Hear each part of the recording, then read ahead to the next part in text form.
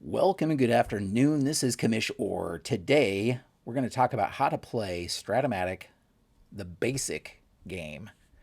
Just to give you a little background, I've done some of these how to play games or how to play videos before, excuse me, and I've done one on Payoff Pitch, I've done one on Season Ticket Baseball, and now we're going to be talking about Strat-O-Matic. I have played Strat-O-Matic off and on for probably 40 years or so, since I was little. Have not played it too much or as much recently. My current games of choice right now are Payoff Pitch and Season Ticket Baseball, but I have played Strat enough to know how to play and remember how to play, though I haven't really played too much of the basic game. So this video is just going to be about the basic game. I will probably do another one where I talk about the advanced, super advanced game, but this is just the basic game. So going into it, we're only going to be using the front part of the card, so no righty-lefty splits. And I'm going to kind of walk you through how to play just the basic game. The thing that I'll start off by saying first is that Strat-O-Matic uses three six-sided dice. One is one color, two of another color, and a 20-sided dice.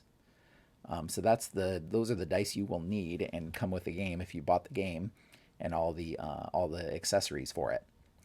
Let's take a look at the hitters and pitchers cards. You'll notice that, and I'll talk about kind of what makes up each one.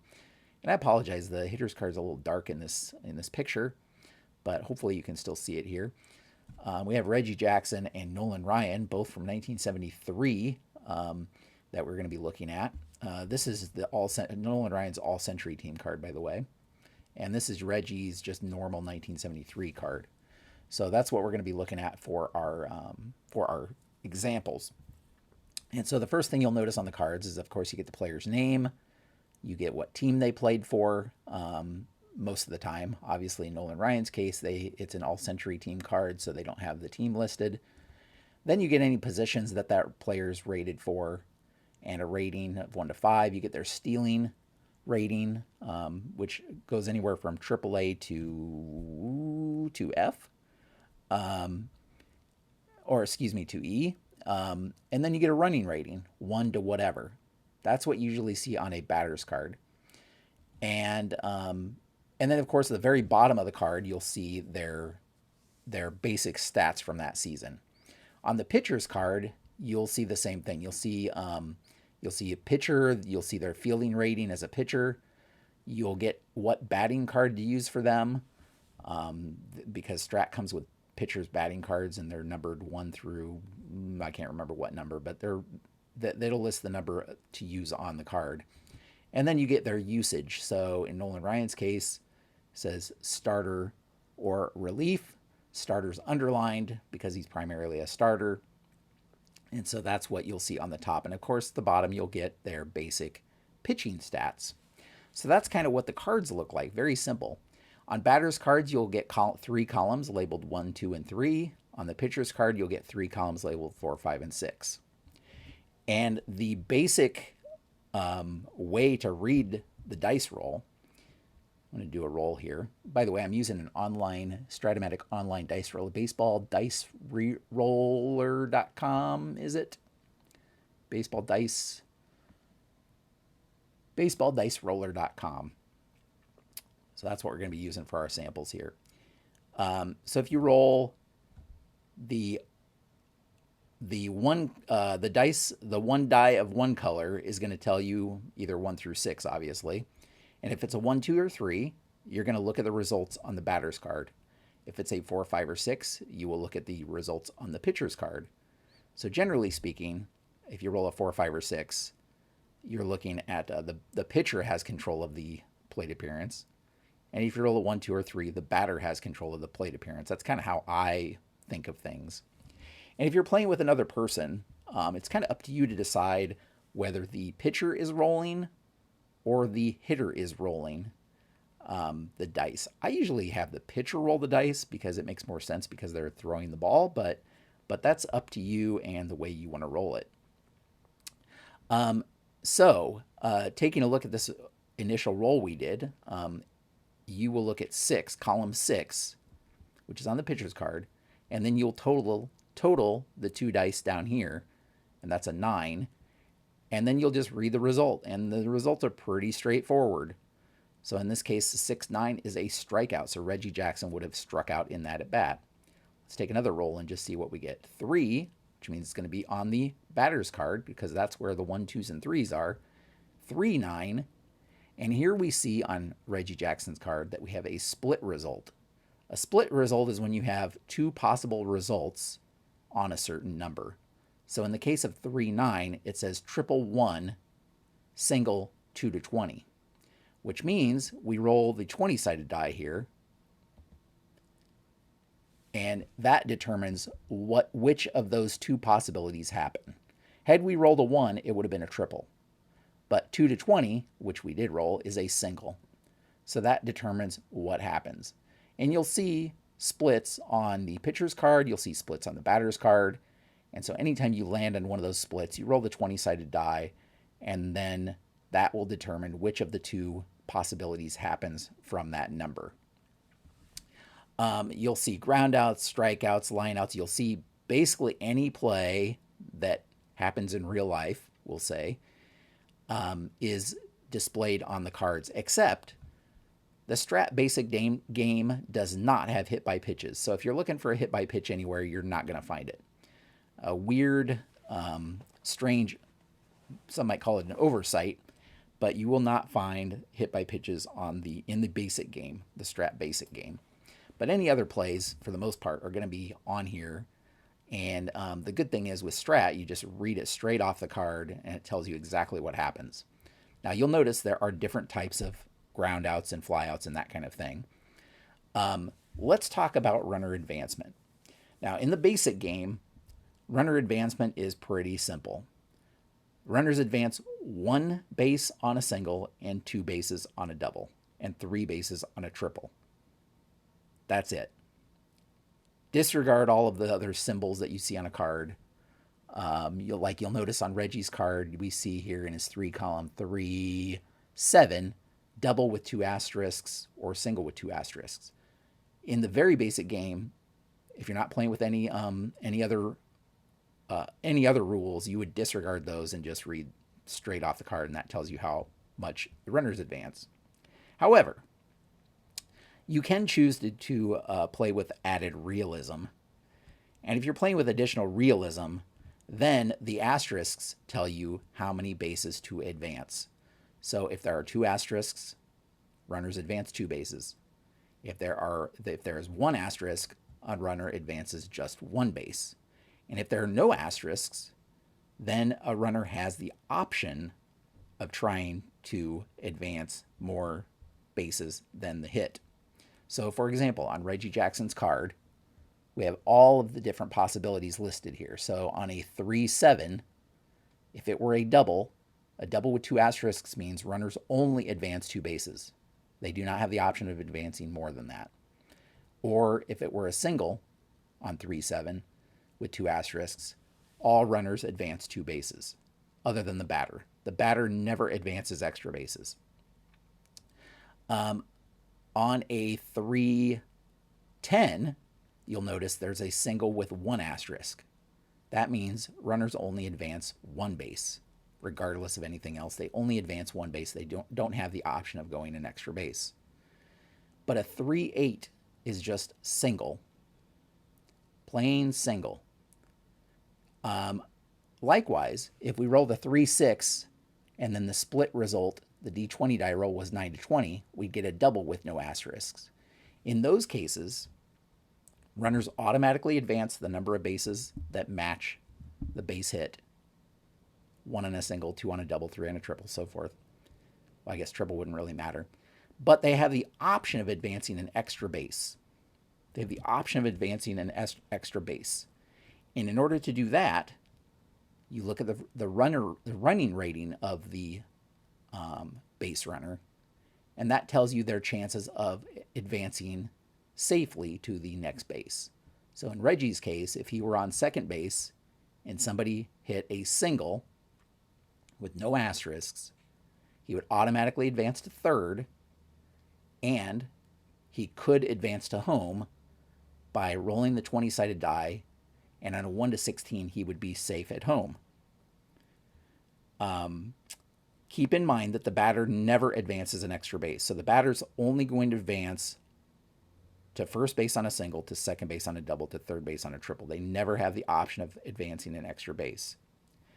Now, there's a one modifier in the basic game, and that is when there are 2 outs. When there are 2 outs, you add 2 to that lead runner's running rating before rolling the die. So with 2 outs, if Reggie Jackson had been on second and there was a single with no asterisk, he would be safe advancing an extra base on a 1 to 18 rather than the 1 to 16 that you see here. That's how base running works. Now, if the lead runner, because we're only talking about the lead runner, if the lead runner is safe or out, regardless, the trail runners all advance that extra base also.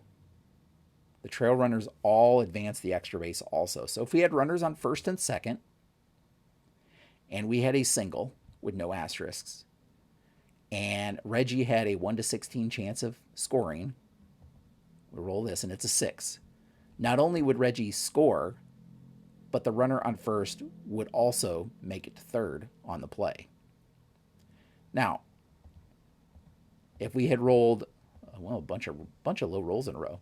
If we rolled a 19 and Reggie was out at home trying to take the extra base, the runner on first would still safely make it to third, because when the lead runner tries to take the extra base, trail runners automatically move up an extra base also. So that's just something to keep in mind.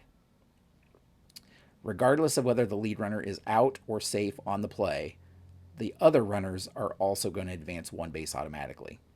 So that's one little benefit of trying to take the extra base. But you only have the option of doing that if there are no asterisks on the play.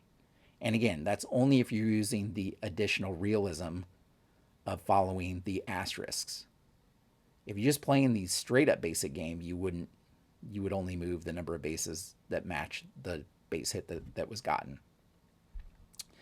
All right, so what about fly balls and ground ball outs? Well, you'll notice 2 things actually.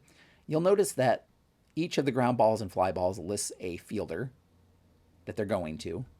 So on Nolan Ryan's card, for example, you see that on a 5-2, it's a single 1 to 15. On a 16 to 20, it says ground ball to be in quotation marks, or excuse me, in parentheses, excuse me.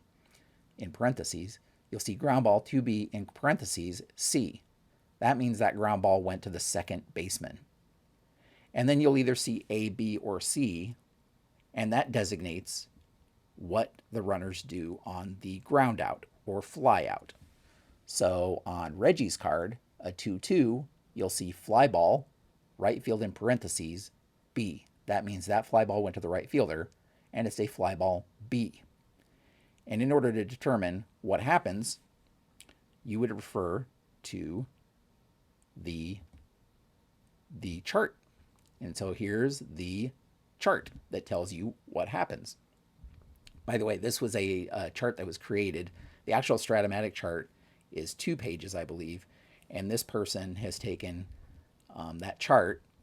It was longer. It was like not a regular 8.5 by 11. And this person has taken the chart and put it on front and back of a page of a regular 8.5 by 11. But you'll notice ground balls A, B, and C are listed up top, and fly balls A, B, and C are listed on top on the right. And generally speaking, the way you can remember it is a ground ball A is a double play ball. So if there are runners on base, then and they're forced, so if you have a runner on first or runner on first and second, then it's a double play. And the runner on first is out going to second, and the batter is out going to first, so it's a double play. Other runners would advance a base if there's less than 2 out. So if you had runners on first and second, and you had a ground ball A, it would be, and it was hit to the second baseman, it would be a 4 to 6 to 3, second baseman to shortstop to first, double play, but the runner on second would advance to third. Or if there were a runner on third, he would score. Okay. So ground ball A is a double play ball. Ground ball B is a fielder's choice, meaning that the runner on first is out at second, but they can't turn the double play. So the batter's safe at first and other runners advance one base. So in the example that I gave with runners on first and second and a ground ball B hit the second baseman, it would be a 4-6, second baseman to shortstop, runner on first out going to second, but the batter would be safe at first and that runner on second would advance to third on the play. That's a ground ball B. Ground ball C occurs when there is not any chance to get the runner out at second and they just make the safe play at first. So the batter's out and all of the other runners advance one base. So ground ball A, B, and C, all of those cases, there's going to be an out. It's just determining whether it was a double play, a fielder's choice, or the batter was out at first. Fly balls, A, B, and C, determine what happens with the runners as well. So on a fly ball A, and again, all of these, the batter's going to be out on a fly ball. On a fly ball out, A, B, or C, the batter is always going to be out. On a fly ball A, that fly ball is deep, so the runners advance one base. On a fly ball B, a runner on third will score, but other runners hold. And a fly ball C is shallow enough that all runners hold. So that's the difference between the ground balls and the fly balls in terms of outs. Now, the other thing you can see on a card is on the pitcher's card, there are X. You'll see ground ball or fly ball, a position in parentheses X. And those are fielding chances. So most putouts or assists are routine and they don't require you to make any determination of the skill of the fielder. But on these X chances, we're testing the skill of the fielder. So when you roll on Nolan Ryan's card here and you get a 5-10, you see ground ball, second base, X. That is we're going to test the second baseman's the fielding chances. Let's say Reggie was in the outfield, just for our purposes. He's a right field. 2 is his fielding. And on Nolan Ryan's card, we rolled a 5-11. Fly ball, right field, X. Reggie is a 2, as I noted. Then we would consult the basic fielding chart. There is one that has first base, third base, pitcher, second base, and shortstop, so all the infield positions other than catcher. And we have another chart that is the catcher and the outfielder. So if Reggie is an outfielder, obviously, and he's a 2, then we would look at the 2 column and we would roll the 20-sided dice. So let's roll the 20-sided die, 5. And then we would look at 2, 5. I know it's going to be hard to see because there are so many fields on here. But 2-5 says out 4. So what we know from that is that in that case, Reggie successfully caught the ball. And then 4, we refer down to the bottom. And there's 1 through 5. And that tells you what the runners do. Out 4 is runners hold. So all runners would hold on that fly ball to Reggie. He would catch the ball and none of the runners would advance. But as you can see, you can have various things happen for runner advancement, anywhere from 1 to 5. 1 is advance 1 base, 2 is advance 2 bases, 3 is advance 3 bases, and 5 is that runner on third scores, other runners hold. Likewise, you'll also note that on that 2 column that we were just on, you can have errors. So a 2-3 would be safe at second on an error. You can have base hits. So 2-9 would be a double. You can also have a single in error. So 2-15 is a single in error. Batter ends up on second and all the runners advance 2 bases. So you can get various things on the chart based on what you end up rolling. You can even get re-rolls. So if your fielder's a 1 in the outfield and he rolls a 19, you roll the 20-sided die again. Anyway, it's pretty simple because you just go based on what you roll on the chart.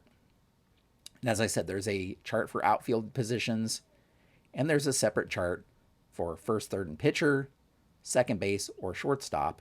And each of them has a variety of either base hits, outs, errors, and that kind of thing.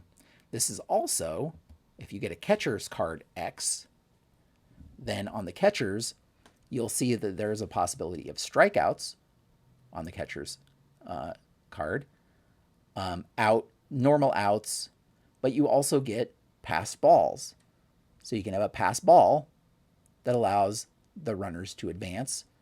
And in those cases, you get a pass ball followed by a pop out in most cases. You can also, on the catcher's card, get wild pitches in the basic game. So I'm not sure why those were put on the catcher's card, but the catcher's card can result in wild pitches by the pitcher, followed by a foul out. So in those cases, a wild pitch or a pass ball, the runners would all advance one base, but then they're followed by a foul out, so the batter himself is actually out. So those kinds of plays all happen on the catcher's card. That's the only way to get pass balls or wild pitches in the basic game. So that tells you a little bit about the fielding charts. Very simply, you look at the fielder's rating 1 through 5, you look at the appropriate fielding chart, you roll the 20-sided die, and then follow what the result says on that. Now let's talk about other card results. Now you'll notice that on Reggie's card, a 2-11 says ground ball, second base, A++, or what looks like a ++ or a cross. Now, if you're playing the very basic game, you would ignore, as I said, any asterisks, pluses, and all of that. You would just ignore those. However, for added realism, you would not ignore the ++. For added realism, the ++ ground outs, if the infield is playing in, or a runner is being held on base, then any of the ++s turn into a single with 2 asterisks. So it's a single and runners advance 2 bases. So that's the danger of having your infield in or holding the base runner on first to prevent stolen bases. The other thing you can find is a 2-12 on Reggie's card says line out first base into as many outs as possible. What that means is it's a hard line out to that fielder, in this case the first baseman, and if there is a runner on first base, let's say, he is doubled off of first base because he was off the bag. And into as many outs as possible means that if there are 2 runners on, then it is a triple play. So that's where you can get some of those rare triple plays if there are multiple runners on base and you roll that. Obviously, there have to be fewer outs than the outs that are possible left. But that's how you get those. And then finally, on a 112, you'll notice it says fly ball A plus injury. And that's how you can get injuries. If you roll that on the batter's card, because it's only on the batter's card, you resolve the play, in this case a fly ball or a fly out, but then the batter also faces injury. And on injury, you would turn to the injury section on the card, you roll a 20-sided die, and that tells you how many games the batter is injured for. Everything from temporarily injured but remains in the game all the way up to 15 games injury if you're playing with injuries. Now, you may ask, how does the pitcher get injured? Well, if the pitcher is batting, there are injuries on the pitcher's batting cards. But if you are playing with a designated hitter, then a pitcher gets injured if you roll a 6-12. So 6s on all 3 dice would result in the pitcher being injured. But that only occurs when the DH is batting.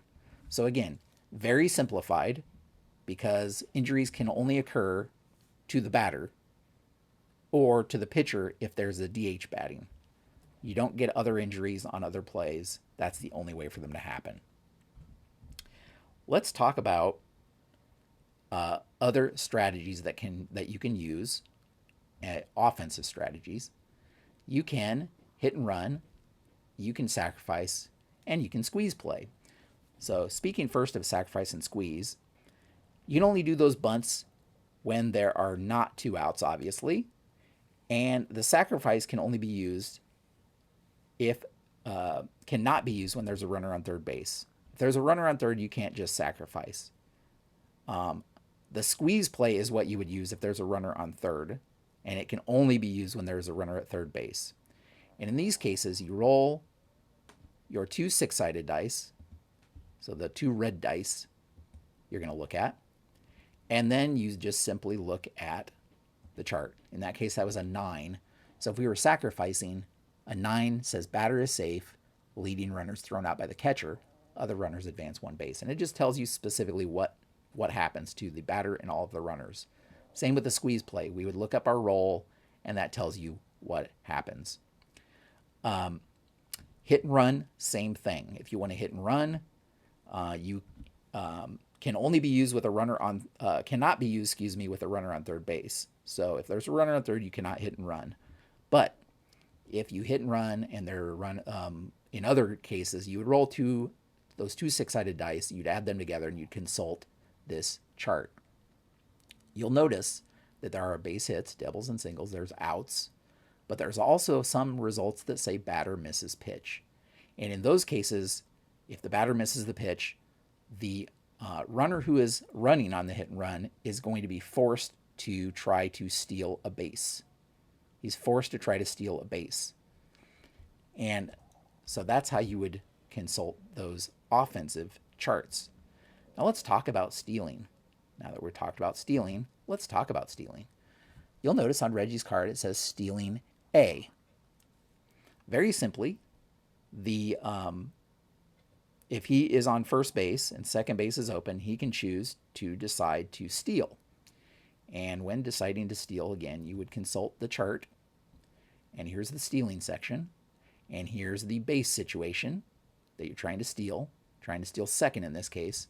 And I said he was an A. He is safe on a 1 to 15, and he's out on a 16 to 20. So you roll your 20-sided die, you would look at that result, and you would consult whether he was safe or out based on that. In a double steal, you're only going to use the steal rating of the lead runner. Trail runners, much like they do on base running, automatically advance the extra base. Now, if you want to added realism, then you can factor in the catcher's arm. And the catcher's arm is based on the catcher's fielding rating. Now, the basic game, catchers are rated 1 through 5, just like fielders are. And so, if a catcher is rated 1, it's a -4 to the stealing rating, or the stealing success. If catcher is rated 2, it's -3. If they're rated 3, it's -2. If they're rated 4, it's -1. And if they're rated 5, it's -1. And so you would apply those deductions to their safe possibilities. So in Reggie Jackson's case, he's an A stealer. And let's say the catcher were average, meaning he has a 3 rating. That's a -2. So instead of a 1 to 15, he would be a 1 to 13 safe because of the catcher arm. These deductions apply to all stealers, other than there are some very rare stealers that have a AAA stealing rating. And a AAA, you don't subtract anything. And in fact, AAA isn't even shown on this chart, this basic chart. But I think it's 1 to 19, if memory serves. You would not subtract the catcher's rating from the AAA stealer. But everybody else you would subtract, and that would tell you what happens. Now, it's up to the defense to decide whether they're going to hold the runner on base or whether they're not going to hold the runner on base. So if they're not holding the runner on base, you don't subtract the catcher's modifier. That only is if they're being held on base. And again, as I mentioned before, one of the dangers of holding the base runner is if a base runner is being held on base, then if you roll one of these ground balls with 2 pluses or crosses, those become single with 2 asterisks when a runner is being held on base. And that, by the way, in the basic game is regardless of what fielder the play is to. So one might think, well, if the first baseman, or if the runner on first is being held on, and we have a ground ball second base plus, why should that matter? Well, it's because the fielders in the basic game are considered, the second baseman's also kind of shading that way maybe because of the base runner being held on. And so the ball gets through for a single with 2 asterisks, meaning base runners would advance 2 bases on those plays. The defense has the option of holding or not holding, and they can change whether they're holding or not holding whenever a new batter comes to the plate, or whenever there's a change in the pitcher or catcher. You cannot hold a base runner if the infield is playing in. You can do one or the other, but you can't do both. You can't have the infield in and hold the base runner. So that's something else to consider. Let's talk about defensive strategies, infield in, infield back, and how that modifies things. Well, first of all, as we mentioned before, if the infield is playing in, so if there's a runner on third, the defense wants to try to stop that runner from scoring, and they bring the infield in, any of these ground ball plus becomes single 2 bases with the infield in. So that's one of the disadvantages. The advantage, though, is that a ground ball A, B, or C results in different things with the infield in. So ground ball A, runner on third holds, other runners advance 1 base, and the batter is out. You'll notice it shows what happens to the batter and what happens to the runners. So in that case, a ground ball A with the infield in, the runner on third has not scored. He's held. A ground ball B with the infield in, the runner on third is out at the plate. All other runners advance 1 base, and the batter is safe. So they've gotten the lead runner on a ground ball B. On a ground ball C, much like a ground ball A, the batter's out and the runners all advance 1 base, but that runner on third holds. So the runner on third is going to hold on a ground ball A or C. But again, any ground ball followed by the 2 crosses or 2 pluses is going to be a single with 2 asterisks. So it's just something to keep in mind. Now on X fielding chance chart, if it's a single or an error, then those follow the results on the X chart. They don't, whether the infield is in or back doesn't really matter. But if it's a ground ball that is not a hit or an error, then the batter is out, the runner on third holds, and other runners advance 1 base. So once again, you'll have a case where the runner on third holds. Regardless of what the chart says, ground balls that aren't singles or errors, the runner on third holds, the batter's out, other runners advance 1 base. If the bases are loaded, then it's a little different. If the bases are loaded, the runner on third is going to be out if the infield is in. The batter is going to be safe and all the runners advance 1 base. So they're going to get the lead runner.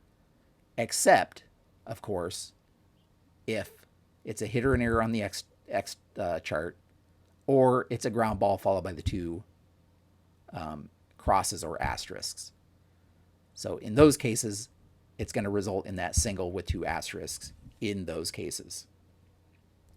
So that's how you would resolve infield back or infield in. That's really the only defensive strategy, is infield in, infield back, or holding the runner that the defense has to make. And so with the runners on base, you should get in the habit of asking the defensive team whether they're holding the runner, whether they're infield in, whether they're infield back. You would ask those and announce that to your opponent before rolling the dice. Just like the batter would, the batting team would have to tell announce whether they're going to do a hit and run, a squeeze play, a sacrifice, or whatever, or just hit away as normal. Now, in the basic game, for player usage, you want to try to limit the batters to their actual at-bats. So on the batter's card, it shows Reggie's at-bats, 539 in 1973. You try to limit him to that many at-bats if you're doing a season replay. And batters should only be used in the fielding position listed on their card. A manager cannot pinch hit or pinch run for or voluntarily remove the last player on the team that's eligible to play a position. So if you only have 2 catchers on your team and one has already been out in the game and out, and you're down to your second catcher, you can't pinch run or pinch hit for that second catcher if there's nobody else rated to play that position. If, however, an injury happens, and so it's not your choice, and the injury temporarily eliminates all eligible players for a specific position, then you bring in whoever the most logical remaining player is, and they're a 5 defensively at that unfamiliar position. That's the penalty. But you can't intentionally bring or you can't intentionally use up your last player at a position if you have nobody else that can play that position. On the pitching side, you want to limit pitchers to the actual innings they pitch that year if you're doing a season replay.